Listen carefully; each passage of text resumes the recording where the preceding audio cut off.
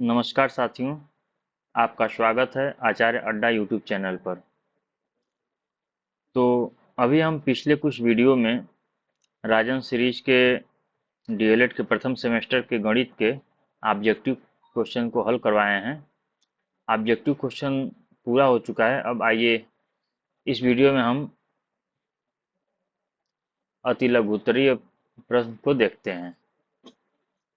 ठीक, राजन सीरीज के मैथ के अति लघुत्तरीय प्रश्न को देखते हैं। यहाँ पर दिया है प्रश्न संख्या एक, संख्या इतना है कुछ शब्दों से विस्तारित रूप में लिखिए। तो आप देख लीजिए, इकाई, दहाई, सैकड़ा, हजार, 10,000, लाख, 10 लाख, मतलब 33,23,459 लिखा हुआ है। अगला क्वेश्चन है, यह है शब्दों में, विस्तारित रूप में लिखना है। तो 30 लाख,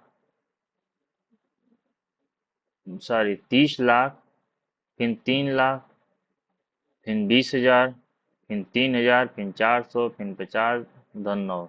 ये विस्तारित रूप इसका हो गया। अगला क्वेश्चन है, 9,999 की अनुवर्ती संख्याएं बताइए। तो अनुवर्ती मतलब जो भी संख्या दिया होता है उसमें +1 जुड़ जाता है। यहाँ पर 9,999 की अनुवर्ती संख्या एक जोड़कर 10,000 हो गया। अगला क्वेश्चन है, अभाज्य संख्याएं किसे कहते हैं। तो ये सभी संख्याएं जो एक तथा स्वयं के अतिरिक्त किसी अन्य संख्या से पूर्णतः विभाजित न हो, अभाज्य संख्याएं कहलाते हैं। ठीक, आइए ये उदाहरण के तौर पर दिया है 2, 3, 5, 7, 11। आइए अगले क्वेश्चन की तरफ बढ़ते हैं, प्रश्न संख्या 4 पर। प्रश्न संख्या 4 है कि 487 गुणे 1008 का गुणनफल ज्ञात कीजिए। तो 487 गुणे 1008 बराबर 487 गुणे 1000 धन 8। इसका वैल्यू 1008 ही है। फिर 487 का 1000 में एक बार गुणा किया है और दूसरी बार में 487 का 8 में गुणा किया है। तो ये आ गया आपका इकाई, दहाई, सैकड़ा, हजार, 10,000, लाख, 4,87,000 और ये गुणा करने पर आया 3,896। कुल उत्तर आ गया 4,90,896। आइए अगले क्वेश्चन की तरफ बढ़ते हैं, प्रश्न संख्या 5। इसमें दिया है कि 1,64,138 को भाग देना है 368 से। तो यहाँ पर भाग दिया गया है, जिसमें आपका भागफल 446 आया है और शेषफल 10 आया है। आइए प्रश्न संख्या 6वां की तरफ चलते हैं। ये कह रहा है 2 से 1/2, 2 से 1/3 धन 4 से 1/3 को हल कीजिए। तो हालांकि यहाँ पर 1/3 कॉमन है, तो यहाँ से 1/3 कॉमन करके ये लगा दिया, लेकिन इसको आप सिंपल वे में ऐसे लगाइए कि 2 सही 1/3 धन 4 सही 1/3। इसको मिश्र भिन्न को साधारण भिन्न में बदल लीजिए। 3 दूना 6, 7/3 धन 4 3 12 1 13/3। 3 3 दोनों लसा ले लेंगे, 3 एकम 3 1 7 7 धन 3 एकम 3 1 13 13 17 3 20 20/3। इसे मिश्र भिन्न में बदलना है। तो 3 जगह 18, 6 सही 2/3 इसका उत्तर आ जाएगा। ठीक, आइए अगले क्वेश्चन की तरफ बढ़ते हैं। अगला क्वेश्चन है, 5/6 और 2/3 में कितना अंतर है। तो वहीं घटा देना है, 5/6 में से 2/3 घटाएंगे। तो इस तरह करने की जरूरत नहीं, आप सीधे सिंपल वे में करिए। 5/6 माइनस 2/3, 6 और 3 का लॉसर लेंगे तो 6 हो जाएगा। 6 कम 6, 1 5 5, माइनस 3 दूना 6, 2 दूना के 4। इसका उत्तर रहेगा 5 में से 4 गया 1/6।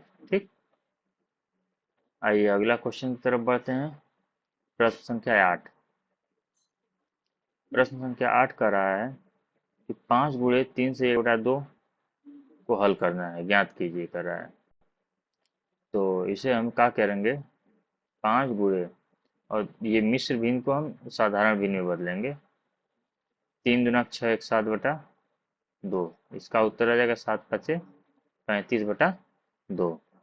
इसे अगर आप मिश्र भिन्न में बदलना चाहेंगे तो 17 सही 1/2 उत्तर आ जाएगा। अगला क्वेश्चन है, 9 सही 3/4 भागे 3 से 1/4 को हल करना है। तो वही है ये मिश्र भिन्न है, इससे पहले साधारण भिन्न में हम लोग बदलते हैं।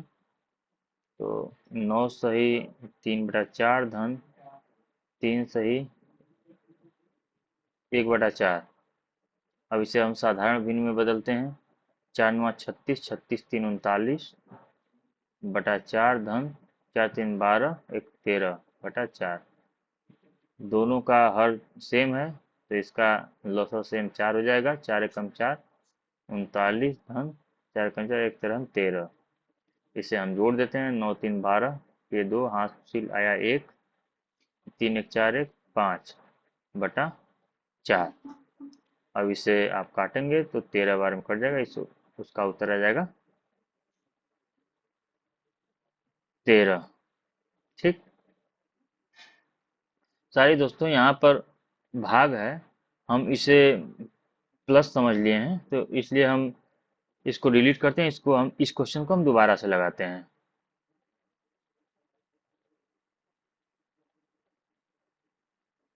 ये 9 से 3/4 है, इसको हम साधारण भिन्न में बदलेंगे तो 4×9 36, 36×3 39/4 भागे, ये भी मिश्र भिन्न है तो इसे साधारण भिन्न में बदलेंगे। 4×3 12, 1 13/4। अब ये भागा है, अगर हम इस चिन्ह को बदलेंगे गुणा करेंगे तो ये चला जाएगा ऊपर और ये चला जाएगा नीचे। तो 39/4 गुणे 4/13, 4 से 4 कट गया, 13 तियाँ 39, तो इसका उत्तर हो जाएगा 3। आइए अगले क्वेश्चन की तरफ बढ़ते हैं। प्रश्न संख्या 10। प्रश्न संख्या 10 में कह रहा है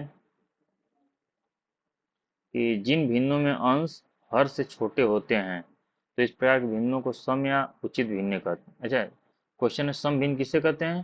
तो जिसका भिन्न, जिस भिन्न का अंश हर से छोटा होता है उसे सम भिन्न कहते हैं। जैसे 2/3, 4/7, 3/10, 1/7। यहाँ पर सभी अंश अपने अपने हरों से कम है तो ये सम भिन्न है। विषम विषम भिन्न किसे कहते हैं? जिन भिन्नों में अंश हर से बड़ा या बराबर होता है तो इस प्रकार के भिन्नों को विषम भिन्न हम कहते हैं। तो आइए हम देखते हैं उदाहरण के रूप में। जैसे 5/2 है, ये अंश हर से बड़ा है। 12/7, ये भी अंश हर से बड़ा है। इसी तरह सभी उदाहरण में। अगला क्वेश्चन है 8.754 को विस्तारित रूप में लिखिए। तो 8.754 को हम लिखेंगे 8 धन 0.7 धन 0.05 धन 0.004। अब 8 धन दशमलव घटाने के लिए 7/10, यहाँ पर दशमलव घटाने के लिए 5/100, यहाँ पर दशमलव घटाने के लिए 4/1000। आइए अगले क्वेश्चन की तरफ बढ़ते हैं। प्रश्न संख्या 13 कह रहा है कि 13.279, 3.00046 एवं 742.000,372, इसे क्या करना है? जोड़ना है। तो जोड़ने के लिए हम सभी पदों को सीरियल मतलब दशमलव के एक लाइन में लिखेंगे। ठीक, तो यहाँ पर उस तरह से लिखा गया है। जोड़ने पाया है 758.279832। अगला क्वेश्चन है, यदि रूट में 19,600 बराबर 140 है तो रूट में 0.0196 का मान ज्ञात कीजिए। तो ये है 140 का, इसका वैल्यू मतलब कि 140 है। तो यहाँ से हम निकाल सकते हैं इस तरह से भी, और इसे दूसरे रूप में भी निकाल सकते हैं। जैसे कि यहाँ पर दिया है 0.0196, तो हम इसे ऐसे लिख सकते हैं, दशमलव को हटाकर अंडर रूट में ही 196 बटा दशमलव कितने अंक पर है? 1 2 3 4, 1 2 3 4, अंडर रूट में सब है, टोटल है। अब 196 14 का स्क्वायर होता है, और यह 10,000 100 इकाई दहाई सैकड़ा हजार 10,000 कितना का है? 100 का है। अब इसे आगे हल करेंगे तो आ जाएगा 0.14। तो यही इसका उत्तर है। ठीक। आइए अगले क्वेश्चन की तरफ बढ़ते हैं। प्रश्न संख्या 15। प्रश्न संख्या 15 कह रहा है कि 3 रुपये 8 पैसे को रुपए में लिखिए। तो 3 रुपये 8 पैसे, 3 धन ये 8 पैसे, एक 1 रुपए में कितने पैसे होते हैं? 100 होते हैं। तो पैसे को रुपए में बदलना तो 100 से भाग दे देंगे। तो यहाँ पर आ गया 0.08, तो 3.08 रुपया हो जाएगा। अगला क्वेश्चन है 54 के अपवर्तक ज्ञात कीजिए। तो 54 के अपवर्तक 1, 2, 3, 6, 9, 18, 27, 54, ये गुणनखंड है। ठीक, आइए अगला क्वेश्चन देखते हैं। 30 के अभाज्य गुणनखंड ज्ञात कीजिए। तो 30 का अभाज्य गुणनखंड 2 गुणे 3, तो 3 6 5 30। अगला क्वेश्चन है गुणनखंड विधि द्वारा 120 और 300 का मौसा ज्ञात कीजिए। तो गुणनखंड विधि द्वारा मतलब पहले 120 का गुणनखंड ज्ञात करेंगे। तो 120 बराबर 12 गुणे 10 है। उसके बाद फिर 12 को 2 दुना के 4 3 12, और 10 को 2 गुणे 5 में एक्सपेंड किया है। अगला है 300, तो 3 गुणे 100। यहाँ पर फिर आगे 3 गुणे 100 को लिख दिया 10 गुणे 10। अगला है 3 गुणे 10 को लिखा है 2 गुणे 5, 2 गुणे 5। अब दोनों में जो कॉमन होगा उभयनिष्ठ होगा गुणनखंड, वही मसा हो जाएगा। तो यहाँ पर देखिए 1 2 है, तो इस 2 को एक कॉमन हो गया। ठीक, दूसरा 2 ये कॉमन हो गया आपस में, मतलब 2 2 हो गया। उसके बाद देखिए ये 3 है, तो ये 3 कॉमन हो गया। उसके बाद 2 ये है, और इसमें सारे दोस्तों ये 3 नहीं, ये वाला 3 इससे होना चाहिए। ये 3 हो गया, फिर और 2 एक्स्ट्रा इसमें है नहीं, 5 है, तो ये एक 5 और एक 5। तो कुल मिलाकर इसका उभयनिष्ठ गुणनखंड हो गया कितना? 2 गुणे 2, 2 गुणे 2 गुणे 3 गुणे 5। ठीक, तो यहीं इसका 2 2 4 3 12 5 60 इसका मौसा आ जाएगा। आइए क्वेश्चन नंबर 19 देखते हैं। क्वेश्चन नंबर 19 में कह रहा है कि 112, 252 तथा 99 का लसागु ज्ञात कीजिए। यहाँ पर सामान्य रूप से निकाला हुआ है। 112 पहले 2 से काटते हैं, क्योंकि लसागु निकालते समय सबसे पहले छोटी संख्याओं से काटते हैं। 2 से काटते हैं, 112 56 बार में कटा है, 252 126 बार में, 99 नहीं कटा, तो सेम एज इट इज उतार देंगे। फिर 2 से काटते हैं, 56 28 बार में कटा, 126 63 बार में कटा, ये 99 उसी तरह उतार देंगे। अब यहाँ पर हम 3 से काट रहे हैं। 3 से काटे तो 28 नहीं कटेगा, फिर 63 21 बार में कट जाएगा, 99 33 बार में कट। फिर 3 से काट रहे हैं, 28 नहीं कटेगा, उतर जाएगा, 21 7 बार में कट जाएगा, 33 11 बार में कट जाएगा। फिर 7 से काटे तो 28 4 बार में कट गया, 7 1 बार में कट गया, 11 उतर गया। तो हमारा लसा आ गया कितना? 2 गुणे 2 गुणे 3 गुणे 3 गुणे 7 गुणे 4 गुणे 11, इतना मेरा लसा आ गया है। अब इसको गुणा करते हैं, इसे हम सभी गुणा करेंगे तो आ जाएगा इसका लसा 11,088। आइए अगले क्वेश्चन की तरफ बढ़ते हैं।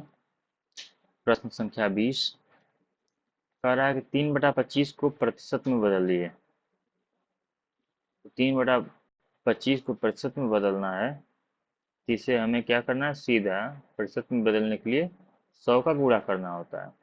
तो 25 चौका 100, 4 3 12, 12% आपका उत्तर हो जाएगा। अगला क्वेश्चन है प्रश्न संख्या 21। प्रश्न संख्या 21 कह रहा है कि 1.4 को प्रतिशत के रूप में बदलिए। तो वही वाला फार्मूला फिर से लगाएंगे। 1.4 है, उसे प्रतिशत में बदलना है, तो गुणे हम 100 कर देंगे। तो 100 से गुणा करेंगे तो 140% आ जाएगा। ठीक, अगला क्वेश्चन है 22 नंबर। 18.5% को दशमलव भिन्न में लिखिए। तो 18.5% है। जब प्रतिशत लगाने के लिए हम 100 से गुणा कर रहे हैं, प्रतिशत में बदलने के लिए, तो प्रतिशत को हटाने के लिए क्या करेंगे? 100 से भागा देंगे। तो यहाँ पर हम क्या कर देंगे? 18.5/100। तो इसे इसे क्या करना है? दशमलव भिन्न में बदलना है। तो इसे हम भाग देंगे, तो ये आ जाएगा 0.185। ठीक, आइए अगले क्वेश्चन की तरफ बढ़ते हैं। प्रश्न संख्या 23।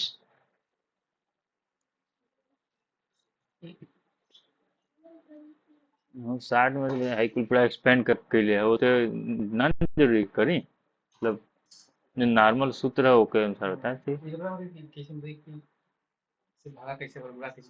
हाँ हाँ वो तो बताए थे, वो बताए थे कि जैसे भिन्न है तो प्रतिशत में बदलने के लिए 100 से गुणा करते हैं, प्रतिशत को हटाने के लिए 100 से भाग देते हैं।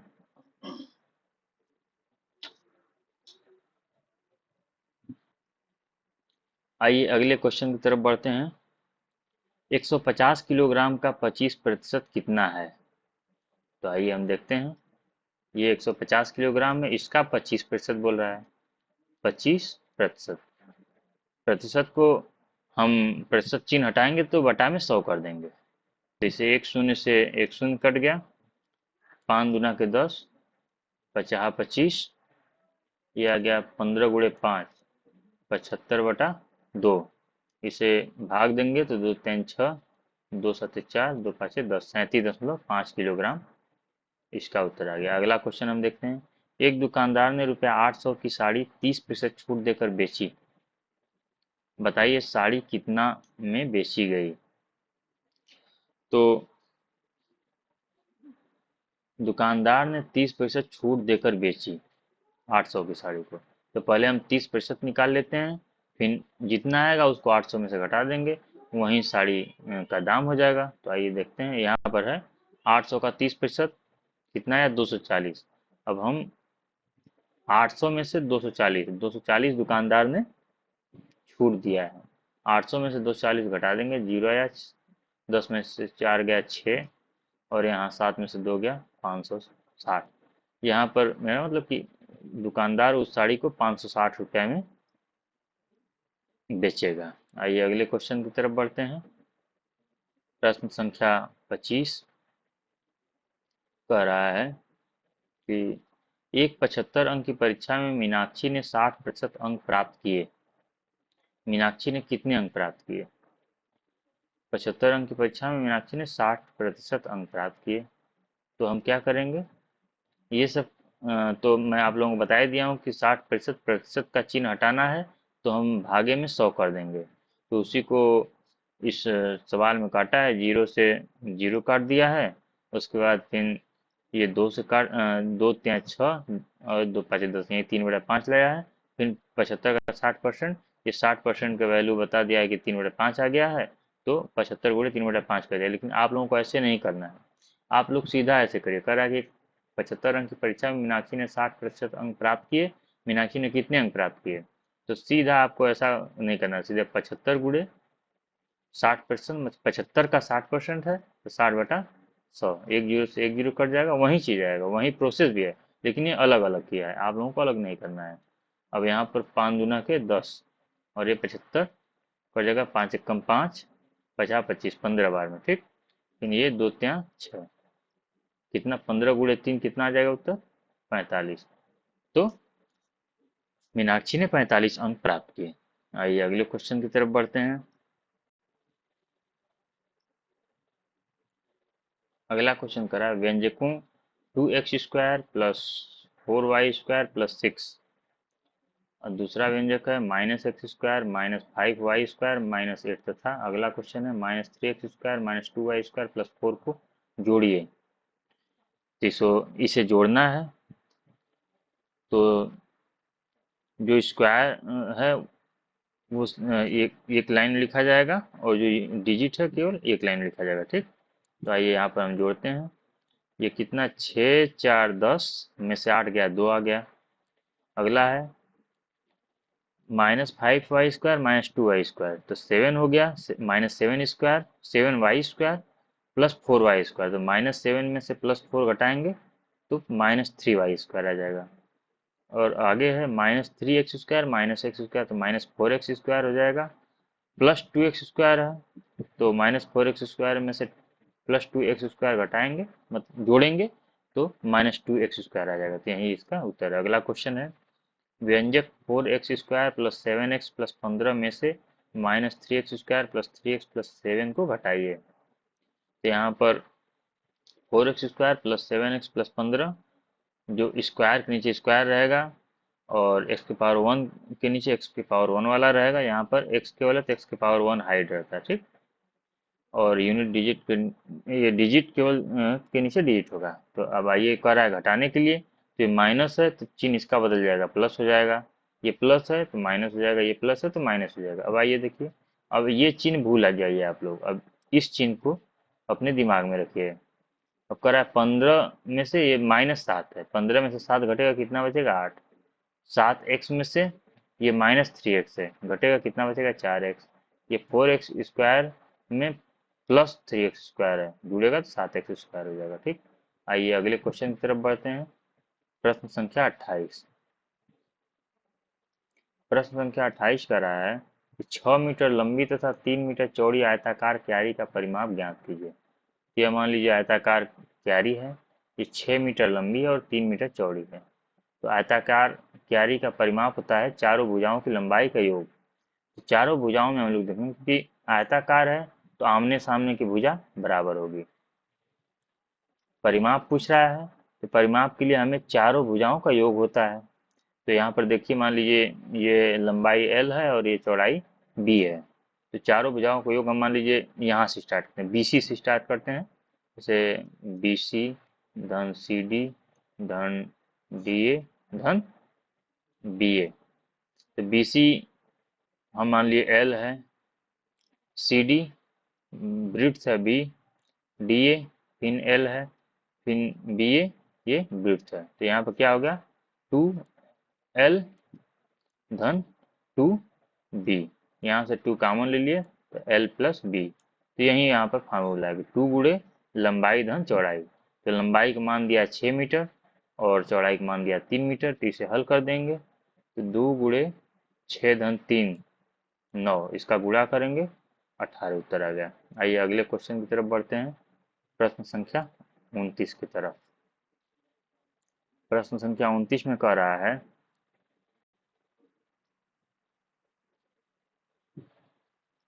कि यदि किसी त्रिभुज ABC के आधार की लंबाई 8 सेंटीमीटर तथा ऊंचाई 3 सेंटीमीटर हो, तो ट्रायंगल ABC का क्षेत्रफल ज्ञात कीजिए। तो हमें मालूम है त्रिभुज ABC का क्षेत्रफल था हाफ लंबाई गुणे ऊंचाई। तो यहाँ पर दिया है लंबाई 8 सेंटीमीटर, ये आपका ऊंचाई 3 सेंटीमीटर और लंबाई 8 सेंटीमीटर। तो हम रख देंगे यहाँ पर वैल्यू 1/2 गुणे 8 गुणे 3। ये 2 चौका 8 कट गया, 4 3 12 सेंटीमीटर इसका उत्तर आ गया। आइए अगले क्वेश्चन की तरफ बढ़ते हैं, प्रश्न संख्या 30 की तरफ। प्रश्न संख्या 30 कह रहा है समबाहु त्रिभुज की एक भुजा ज्ञात कीजिए जिसका परिमाप 6 सेंटीमीटर है। तो समबाहु त्रिभुज है, मतलब त्रिभुज है तो उसके कितनी भुजाएं होंगे, 3 भुजाएं होंगे, 1 2 3, और तीनों जब समबाहु त्रिभुज है तो तीनों आपस में बराबर होंगे। कह रहा है कि उसका परिमाप 6 सेंटीमीटर है। तो 6 में 3 का भागा दे देंगे। 3 का भागा क्यों देंगे, क्योंकि 1 2 3 और तीनों इक्वल है। तो 3 का भागा देंगे तो इस एक का निकल जाएगा आपका। तो ये परिमाप बटा 3, 6/3 कर दे तो 2 सेंटीमीटर आएगा। अगला क्वेश्चन है 240 लीटर का 10% कितना होगा। तो यहाँ पर 240 का 10/100, 10% है तो 10% को हटा के बटा में 100 कर दिया गया। तो 2 शून्य 1 शून्य और 1 शून्य, मतलब ये दोनों शून्य से ये दोनों शून्य कट गया, आ गया 24 लीटर। अगला क्वेश्चन है 32 नंबर, x plus y plus z minus x minus y plus z का मान ज्ञात कीजिए। तो यहाँ देखिए x plus y plus z तो ऐसे ही लिख देना है जैसे है। अब इसमें से माइनस घटा रहा है तो यहाँ प्लस है तो प्लस माइनस माइनस एक्स हो जाएगा, यहाँ माइनस है तो माइनस माइनस प्लस वाई हो जाएगा, यहाँ प्लस है तो माइनस प्लस माइनस जेड हो जाएगा। यहाँ पर आपका एक्स से एक्स कट गया और जेड से जेड कट गया, यहाँ 2y बचा उत्तर। अगला क्वेश्चन देखते हैं, -8 गुणे +75 गुणे 0 का मान लिखिए। तो किसी भी संख्या में अगर 0 का गुणा हो तो टोटल संख्या 0 हो जाता है, ठीक। तो यहाँ देखिए +75 गुणे 0 का गुणा किया गया तो ये 0 आ गया है। तो -8 गुणे 0, फिर -8 में 0 गुणा क्या आ गया, 0 आ गया। अगला क्वेश्चन है 9 एवं 15 के समापवर्तक लिखिए। तो 9 एवं 15 के समापवर्तक, 9 का 1 3 9, 15 का 1 3 5 15। आइए अगले क्वेश्चन की तरफ बढ़ते हैं। प्रश्न संख्या 35 कह रहा है समतल में स्थित एक बिंदु से होकर कितनी रेखाएं खींची जा सकती हैं। तो समतल में स्थित एक बिंदु से होकर अनेक रेखाएं, इनफाइनाइट रेखाएं खींची जा सकती हैं, अनंत रेखाएं खींची जा सकती हैं। ठीक, आइए अगले क्वेश्चन की तरफ बढ़ते हैं। प्रश्न संख्या 36 ये कह रहा है कि 12 के अपवर्तक लिखिए। तो यहाँ पर देखिए दिया हुआ कि अपवर्तक काश किसी संख्या अथवा व्यंजक को पूरा पूरा विभाजित विभाजित करने वाला। तो 12 को कौन कौन विभाजित करेगा, तो 1 करेगा, 2 करेगा, 3 करेगा, 4 6 12। अगला क्वेश्चन किसी वृत्त के व्यास और त्रिज्या के संबंध को लिखिए। तो हम सभी को मालूम है व्यास बराबर 2 गुणे त्रिज्या होता है। ठीक, अगला क्वेश्चन है तल पर स्थित किन्हीं दो बिंदुओं से होकर जाने वाली कितनी रेखाएं खींची जा सकती हैं। तो कोई भी दो बिंदु है तो वहां से एक ही रेखा खींची जा सकती है। जैसे कि मान लीजिए एक बिंदु ये और एक बिंदु ये, तो इससे केवल एक रेखा खींची जा सकती है, क्योंकि रेखा सीधी होती है। ठीक, अगला क्वेश्चन है प्रश्न संख्या 39 कह रहा है 3abc minus 2ab square minus 5abc plus 3ab square को सरल कीजिए। ठीक, तो आइए हम देखते हैं 3abc minus 2ab square minus 5abc plus 3ab square. अब यहाँ पर abc और abc को पहले इस पर घटाया, 3abc प्लस में है और माइनस 5abc माइनस में है। तो -5 और +3 जुड़ेगा तो -2 बच जाएगा, तो -2abc हो जाएगा। और अगला है -2ab square plus 3ab square. तो 3 में से 2 घटेगा तो 1 बचेगा, तो प्लस ab स्क्वायर। तो इसका उत्तर हो जाएगा ab स्क्वायर माइनस 2abc। अगला क्वेश्चन 8 के प्रथम 5 अपवर्त लिखिए। तो यह है 8 16 24 32 39। अगला क्वेश्चन है 13 माइनस 8 गुणे 2 कोष्टक में है प्लस 3 का मान लिखिए। तो पहले हम कोष्टक को हल करते हैं। तो 13 माइनस 8 गुणे 2 16 हो जाएगा, तो 13 माइनस 16 धन 3। उसके बाद फिर हम -16 प्लस 3 को हल किए तो आ जाएगा -13, तो 13 माइनस 13 0 आ जाएगा। अगला क्वेश्चन एक बगीचे की लंबाई 115 मीटर तथा चौड़ाई 45 मीटर है। तो बगीचे को चारों ओर घेरने के लिए कितने मीटर तार की आवश्यकता होगी। तो बगीचे को चारों ओर घेरना है, क्या है, एक तरह से आयताकार बगीचा है। ठीक, 1 मिनट, ये आयताकार बगीचा है। इसमें देखते हैं कोई हम्म, आयताकार बगीचा, मान लीजिए आयताकार बगीचा है। ठीक, अब करा है कि इस बगीचे को तार की आवश्यकता है। तो घेरने के लिए क्या करेंगे, हम इस हम घेरने के लिए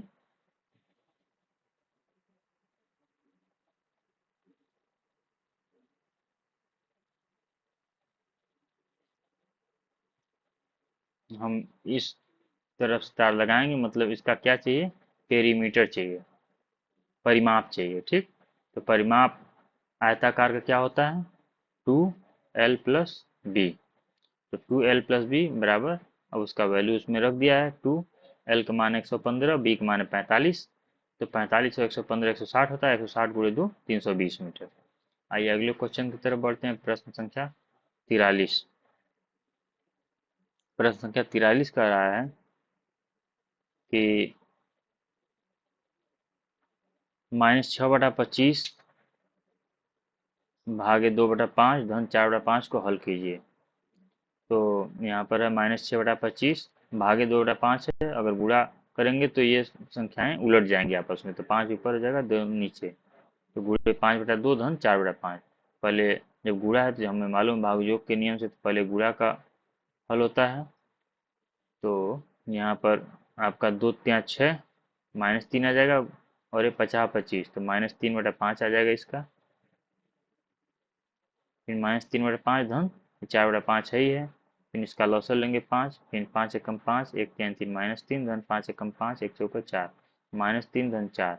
अब ये हल करेंगे तो 1/5 उत्तर आ जाएगा। अगला क्वेश्चन है, दो संख्याओं का महत्तम समापवर्त 15 तथा उनका गुणनफल 900 है, तो उनका लघुत्तम समापवर्त ज्ञात कीजिए। ठीक, तो लघुत्तम समापवर्त होता है दोनों संख्याओं का गुणनफल बटा के महत्तम समापवर्त। इसका असल में फार्मूला होता है कि पहली संख्या गुणे दूसरी संख्या बराबर लॉसव गुणे मौसा। अब यहाँ पर लॉसव ज्ञात करना है, तो ये मौसा उधर जाएगा, इधर गुणा तो उधर जाएगा, तो भाग में हो जाएगा, मतलब कि लॉसव बराबर हो जाएगा, लघुत्तम समापवर्त बराबर हो जाएगा पहली संख्या गुणे दूसरी संख्या, मतलब दोनों संख्याओं का गुणनफल बटा मौसा। तो दोनों संख्याओं का गुणनफल 900 दिया है और मौसा दिया है 15। 900/15 इसे हल करेंगे तो आ जाएगा लघुत्तम समापवर्त 60। अगला क्वेश्चन है कि 56, 70, 84 का लघुत्तम समापवर्त ज्ञात कीजिए। तो 56 है 2 गुणे 2 गुणे 2 गुणे 7, उसी तरह 70 है 2 गुणे 5 गुणे 7। यहाँ पर हम 84 का भी देख लेते हैं। 84 हो जाएगा 2 गुणे 2 गुणे गुणे 3 गुणे 7। अब लघुत्तम समापवर्त में मतलब मैक्सिमम बार इन सभी को लेना है। ठीक, तो हो जाएगा आपका 2 गुणे 2 गुणे 2 गुणे 3 गुणे 5 गुणे 7। कितना बार हो जाएगा, देखिए 1 2 3 4, मतलब दो सबसे ज्यादा किसमें है, तो हर एक गुणनखंड को जो अधिक बार है उसे लेंगे। जैसे यहाँ 2 पहले हम लेते हैं, तो इसमें 3 बार है, इसमें 1 बार है, इसमें 2 बार है, तो हम इसमें वाला लेंगे कि इसमें अधिक बार है। ठीक, तो हम यहाँ पे लिखते हैं 2 गुणे 2 गुणे 2, और आगे हम देखते हैं 3, 3 इसमें नहीं है, इसमें नहीं है, इसमें केवल है, तो गुणे 3 लिख लिए। आगे हम देखते हैं 5, 5 इसमें नहीं है, इसमें नहीं है, केवल इसमें है, 5 लिख लिए। आगे हम 7 देखते हैं, 7 तीनों में एक एक है, तो एक लिखेंगे 7। इसका गुणा हम करेंगे तो हमारा आ जाएगा 840। ठीक, आइए अगले क्वेश्चन की तरफ बढ़ते हैं। प्रश्न संख्या 46 कर रहा है, संख्याओं 13, 39, 273 के मौसा ज्ञात कीजिए। तो 13 का गुणनखंड 13 गुणे 1, 39 का 13 गुणे 3, और 273 का 13 गुणे 3 गुणे 7। तो मौसा जो कॉमन होता है तीनों में वही होता है, तो इसमें कॉमन क्या है, केवल और केवल 13 है तीनों में, तो इसका मौसा 13 हो जाएगा। अगला क्वेश्चन है 24 80 का कितने प्रतिशत है। तो 24/80 गुणे 100, इसे हल करेंगे हम, एक जीरो से एक जीरो कट जाएगा, 8 3 के 24, 3 दहा में 30, 30% हो जाएगा। अगला क्वेश्चन है प्रश्न संख्या 48। प्रश्न संख्या 48 कह रहा है कि 4 कोष्ठक में 17 धन, फिर माजिल कोष्ठक में 2 धन 5 गुणे 2 को सरल कीजिए। तो हम पहले माजिल कोष्ठक को तोड़ते हैं और उसमें भी पहले गुणा को, 5 दूना के 10 और धन 2 12, तो इसका वैल्यू हो जाएगा कितना, 12। ठीक, ये हो गया, देखिए यहाँ पर 12 है। और उसके बाद धन 17 है, तो 4 बड़ा को, अब माजिल कोष्ठक खत्म हो गया, 17 धन 12, अब 17 12 को जोड़े तो 29 आ गया, तो 4 गुणे 29, इसका गुणा करेंगे फिर 16 आ जाएगा। अगला क्वेश्चन है, रुपया 150 का 12% कितना होगा। तो 150 का 12/100, प्रतिशत को हटाएंगे तो बटा में 100 हो जाएगा। एक शून्य से एक शून्य कट गया, 5 दूना के 10, 5 3 15, और 2 छक्का 12, छतली 18 रुपया आ गया। अगला क्वेश्चन है 2x³ माइनस कोष्टक में -x² प्लस 4x का मान होगा। तो इसे 2x³ यूं ही उतार देते हैं। अब इसका कोष्टक तोड़ेंगे तो माइनस गुणे माइनस प्लस हो जाएगा, तो 2x³ प्लस x², फिर माइनस गुणे प्लस, माइनस हो जाएगा -4x। तो यही मेरा उत्तर हो जाएगा। अगला क्वेश्चन है प्रश्न 51, 48 धन 8 गुणे 0.75 -5 का मान लिखिए। तो यहाँ पर हम हल करते हैं। पहले हम गुणा करेंगे, तो गुणा करेंगे तो लिखेंगे 48 धन 8 गुणे 0.75, गुणा करेंगे तो कितना आएगा, 6 आएगा, -5।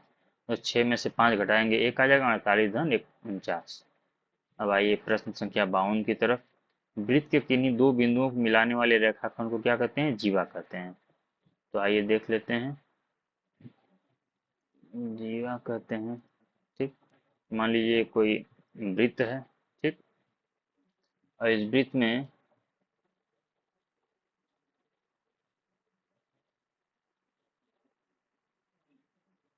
कोई एक रेखाखंड खींचा गया है, तो इसको क्या कहते हैं, इसी को हम जीवा कहते हैं। क्या कहते हैं, जीवा कहते हैं। अगला क्वेश्चन है, समद्विबाहु त्रिभुज से आप क्या समझते हैं। प्रश्न संख्या 13, तो समद्विबाहु त्रिभुज, जिस त्रिभुज की दो भुजाओं की लंबाई बराबर हो तो उसे समद्विबाहु त्रिभुज कहते हैं। ठीक, आइए अगले क्वेश्चन की तरफ। प्रश्न संख्या 54, इसमें है 3/5 धन -2/5 को हल करिए। तो कोष्टक में कोष्टक खोलेंगे तो प्लस और गुणे माइनस, तो क्या हो जाएगा, प्लस माइनस माइनस है, 3/5 -2/5। अब दोनों का लॉसर लेंगे, 5, 5 एकम 5, 1 3 3, यहाँ पर चिन्ह माइनस तो माइनस लगा देंगे, 5 एकम 5, 1 2 2, 3 में से 2 गया, 1, 1/5 इसका उत्तर आ जाएगा। अगला क्वेश्चन है, रोहित के पास 4x - 3y धन 7z आम है और उसमें से -2x - 3y + 7z आम अपने भाई को दे दिया। अब उसके पास कितने आम बचे। तो क्या करना है, इस आम में से इस आम को हटा देना है, वही आम बचेगा। तो ये 4x - 3y + 7z में आगे पहले लिखेंगे, -2x - 3y + 7z। अब घटाना है तो जो भी यहाँ पर चिन्ह होगा इसके अपोजिट में हम चिन्ह लगा देंगे। ठीक, तो यहाँ माइनस है तो ये प्लस हो गया, ये माइनस, ये प्लस हो गया, ये प्लस हो गया, ये माइनस हो गया। अब ये वाला चिन्ह अब नहीं काम कर, अब काम करेगा ये वाला चिन्ह। ठीक, तो 4x में से +2x जुड़ेगा तो 6x हो गया। अगला है -3y + 3y, ये कट गया। अगला है +7z - 7z, ये भी कट गया। मतलब उत्तर आ गया शेषम 6x। ठीक, तो इस वीडियो में हम यहीं तक इस वीडियो को रोकते हैं। अगले वीडियो में हम आगे से मैथ के आगे क्वेश्चन देखेंगे। अगर आपको यह वीडियो अच्छा लगा तो आप लाइक करिए, कहीं कुछ डाउट हो तो कमेंट करिए और अपने मित्रों में शेयर करिए, जिससे वो भी लोग इस वीडियो का लाभ उठा सकें। और आपसे यहीं अंत में कहूँगा कि हमारे इस चैनल को सब्सक्राइब करिए, डीएलएड से संबंधित, टीचर से संबंधित सारे अपडेट पाने के लिए और डीएलएड से संबंधित क्लास के लिए। धन्यवाद।